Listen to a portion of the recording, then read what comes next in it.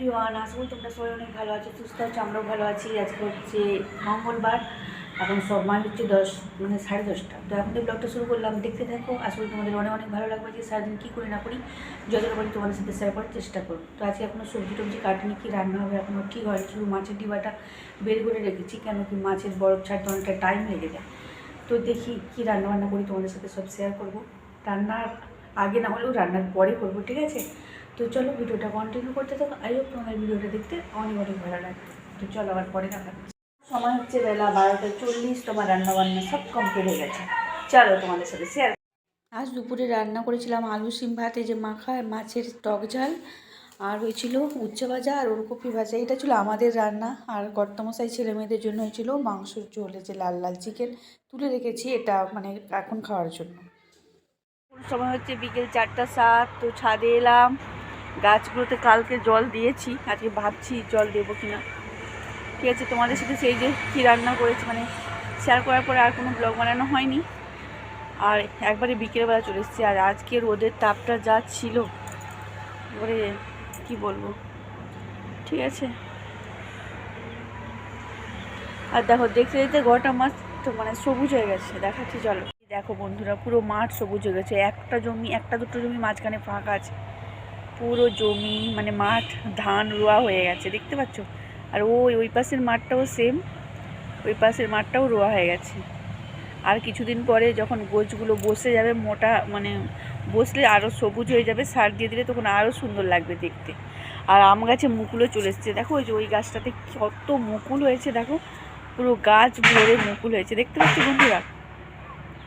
এখন বাজে 4:39। আমি ছাদ থেকে নেমে যেমন রোজকার যাই ঘুরতে মাঠের দিকে যাচ্ছি, ঠিক আছে?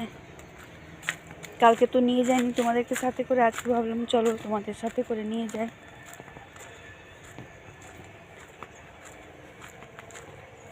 মাঠে এখনো হাল হচ্ছে,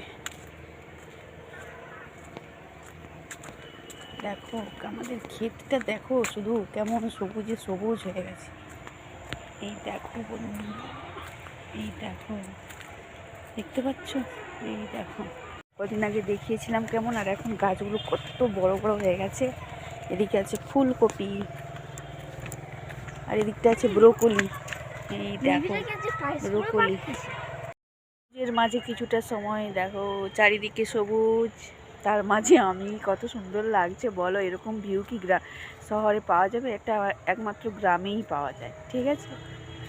আর বাঁধাকপিটা দেখাচ্ছি তোমাদেরকে, দাঁড়া বন্ধুরা, পুরো এই 4 লাইন বাঁধাকপির শাড়ি, কত সুন্দর লাগছে না দেখতে? আর ওই দিকটা আছে বিনস, হেবি সুন্দর লাগছে। এই দেখো, এই দেখো সবুজের মাছ থেকে ঘুরে বাড়ি চলে এসেছি। এখন সন্ধ্যা দেবো, এখন একটু বাকি আছে। তো এই যে ঠাকুর ঘরে এসেছি, ঠাকুর ঘরটা একবার তোমাদের সাথে শেয়ার করি, তারপর এখানেই ভিডিওটা শেষ করে দিচ্ছি, ঠিক আছে? এই দেখো বন্ধুরা, মানে সকালে যে পুজো করেছিলাম তার ফুলগুলো যেখানে নামিয়ে রেখেছি। আর আমাদের এই ছোট্ট গোপাল সোনা, এই দেখো, ঠিক আছে? তো এখন সন্ধ্যা দেবো।